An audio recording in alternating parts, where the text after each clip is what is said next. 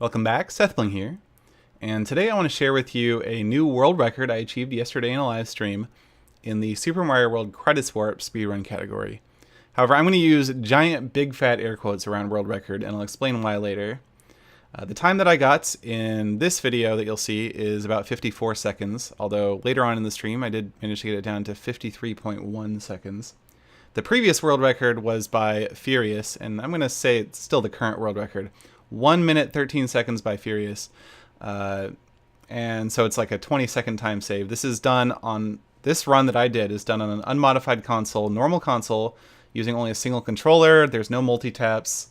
It's a normal US Super Mario World cartridge, and its save file contents have been completely cleared out. So all stock hardware, the controller's normal controller. As you can see, this new route completely skips out on spitting out Yoshi shells and really only has to take 1 or 2 stops before getting to the item swap glitch that warps to credits. So here we warp to credits. You can see I have added my name to the credits. Usually we actually just kind of skip into the credits past the staff credits, but in this case I was able to get it to warp earlier in the credits than normal. So how was I able to do all of this, insert my own name into the credits and do all that with so little in-game action? To answer that question, we're going to have to rewind by about 2 minutes. Here you can see me loading up the Super Mario World jailbreak on a different Super Mario World cartridge. This is not the cartridge I used to do the run.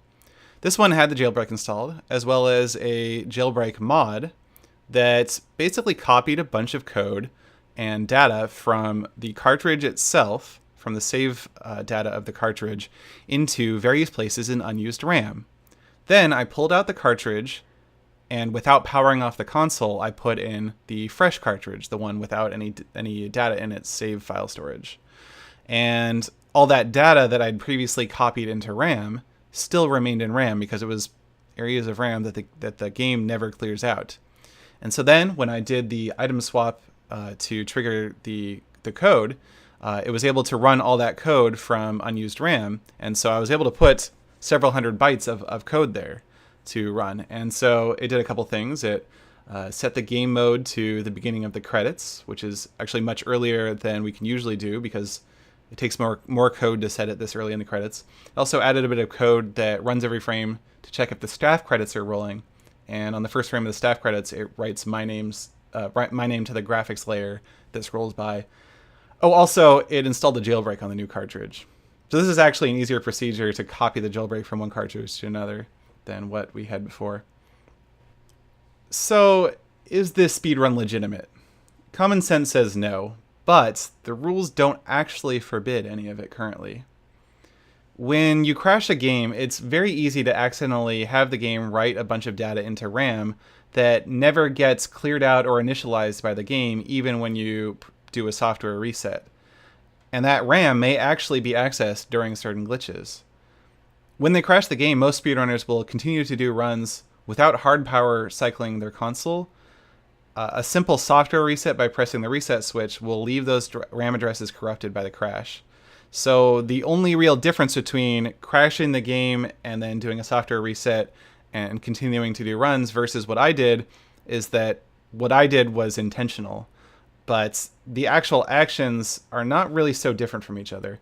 In fact, this is in a very practical way, allowed sometimes.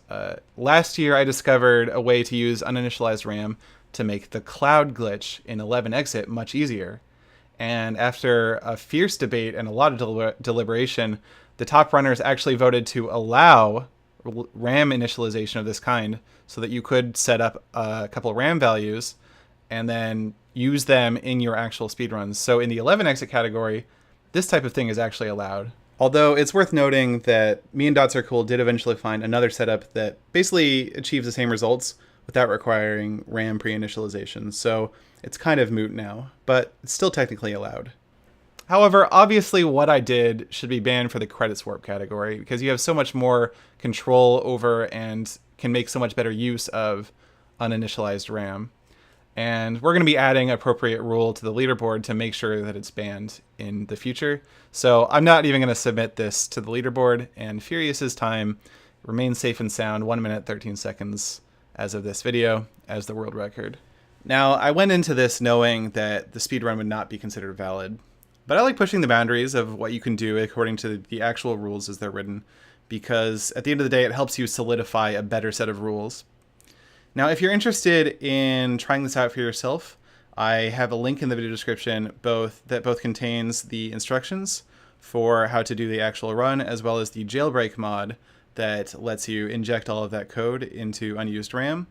And so that's actually a pretty good way to copy the jailbreak from one cartridge to another if that's what you want to do. So those are in the video description. That's about it. Thanks for watching.